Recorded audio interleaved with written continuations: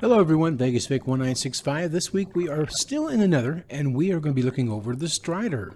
Now the Strider was added in 1.16, and we're going to talk all about it in this week's video. So without further ado, let's find out.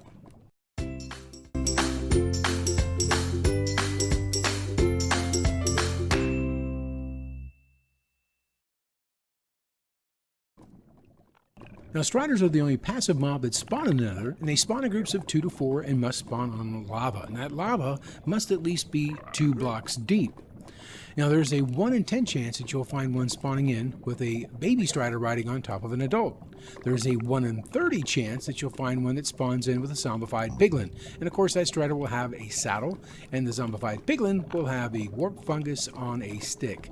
Now, on the bedrock side, the babies Striders spawn in a lot more than adults. Now I have no intention of killing these cute little guys, but if you do happen to kill one, you'll get anywhere from 2 to 5 string, and if you have looting 3, you can get up to 8. And if they are wearing a saddle, that saddle will always drop. Now on Java you'll get 1 to 2 XP, and on Bedrock you will get 1 to 3 XP. Striders can be ridden across the lava. Now, I strongly suggest that you use fire resistance potions just in case, because if you move into a flowing lava source, there's a good chance that you're going to get singed if you don't have one of those potions active on yourself. Now, they're always usually on lava. It's rare that you'll find them out of the lava, and if you do, they'll actually turn purple like they're getting cold. But if they happen to be near, like for example here I'm on soul sand, you can use a warp fungus to actually lure them a little bit closer, so you can place a saddle on them and then hop right on top. Now to get them to move, you're going to need to make yourself a warp fungus on a stick. And that warp fungus on a stick is just like you find in the overworld when you want to move around on a pig. Once you put a saddle on, you use a carrot on a stick and you can move that pig around. Do the same thing here with the Strider. Now if you right click on him like that, you'll find that his speed increases, but also the durability of that fungus on the warp fungus on the stick will decrease. So if you plan on really moving fast through here, make sure you bring just at least a couple of those. And the recipe for that is in your crafting table. You'd put a fishing rod and a warp fungus, and you'll get yourself a warp fungus on a stick that you can use to guide them around.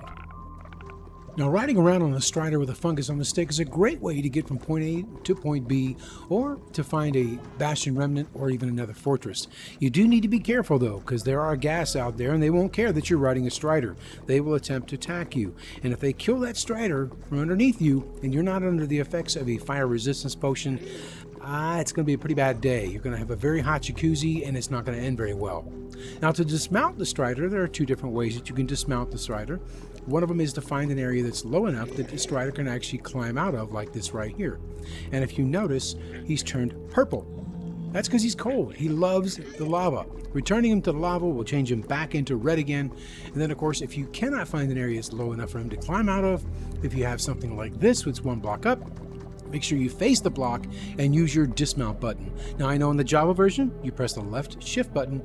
As long as you're facing that block, you'll be able to get right off. Now, when you're out and about with your Strider, if you happen to climb up anywhere high and you're trying to get back down to the lava, don't jump, because if you do and you land on flat lava like this, they'll take damage. It is a bug right now. Who knows when they will fix it. But if you happen to jump down on flowing lava, he won't take damage. So I don't know why, but that's just the way it works. Now, if you have your little guy and you want to keep him in the Nether for you for the next trip, then simply placing down a fence post and putting him on a lead, because yes, leads do work, set him on a lead and you are all set. Now, if you want to have your own little army of Striders, you will need some warp fungus. They will follow a player around with warp fungus, and feeding warp fungus to each one of them will produce the hearts and get you a baby Strider. Now, that baby Strider takes 20 minutes to grow up to an adult, but you can increase the speed at which he grows to an adult by feeding him additional warp fungus. And then about 5-minute cooldown, like most mobs, then you can breed them again.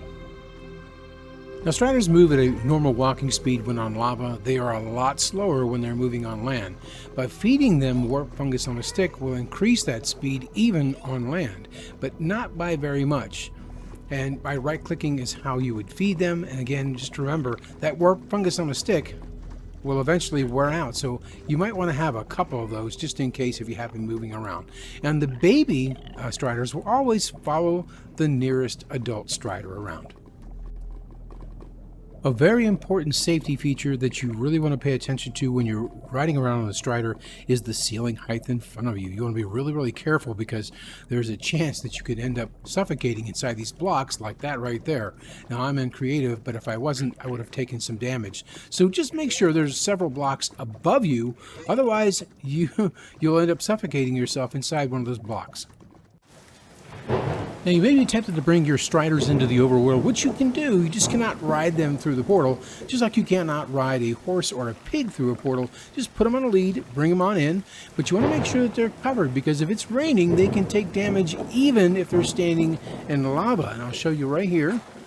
They're starting to take damage, so you don't want these guys to die. That's a lot of effort, and these poor little guys can't take it. Like I said, even standing in lava, they'll take damage. They take half a heart every time they get hit with this rain. The cold will also kill them.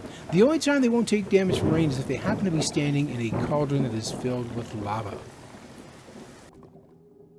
Well, that's going to wrap it up for this week's video on the Strider. If you like this video, click the like button. If you want to subscribe for past or future videos, click that subscribe button. It really helps me and lets me know that I provide great quality content for you guys each and every week. So until next week's video, thank you very much for watching, guys, and we'll see you then. Bye-bye.